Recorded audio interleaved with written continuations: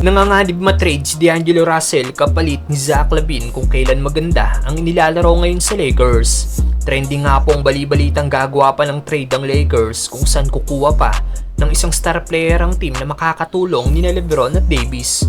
Hindi nga po masaya ang Lakers organization sa katayuan ng team na may record na 6-6 at hindi na nanalo pag hindi maganda ang output ni Anthony Davis. Ang matunog na pangalan nga pong kukunin ng Lakers ay ang Bulls guard na si Zach LaVine na inilagay rin ng Chicago sa kanilang trading block. Hindi lang basta rumors ang gustong pagkuha ng Lakers kay LaVine dahil ayon mismo sa Lakers insider na si Jovan Buha, totoo daw ang interest ng Lakers na makuha ang two-time All-Star sa Chicago Bulls basta tama lang daw ang presyo.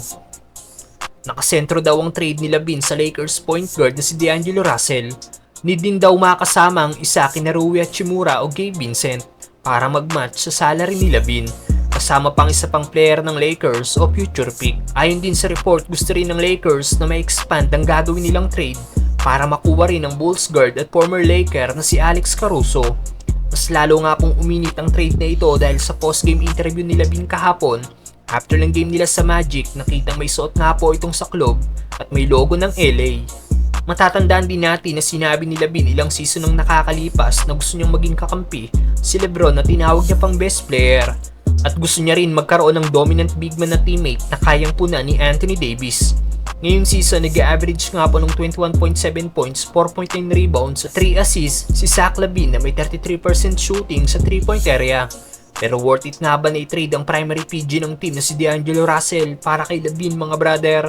Dahil kung titingnan natin ang stats ni D'Lo sa Lakers ngayong season, nag-average nga po ito ng 18.8 points, 3.4 rebounds at 6 assists per game na may 37.1% shooting sa 3-point area.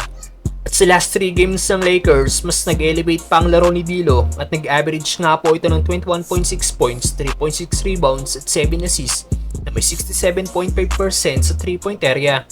Isa nga po sa malaking dahilan ng big turnaround ng Lakers last season ay dahil kay D'Angelo Russell, kasamang ibang player na nakuha ng team noong trade deadline at nakakuha sila ng 79 na record, second best sa West Conference. Hindi pa rin naglalaro ang isa sa core player ng Lakers sa si Jared Vanderbilt, kaya masasabi natin na hindi pa naipapakita ng Lakers ang kanilang full potential.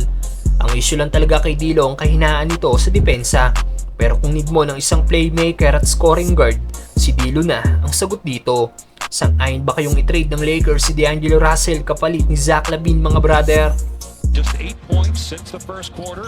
Again, not used to playing it back-to-back, says D'Angelo. Do you see a scenario where Russell Westbrook and James Harden start together in the back?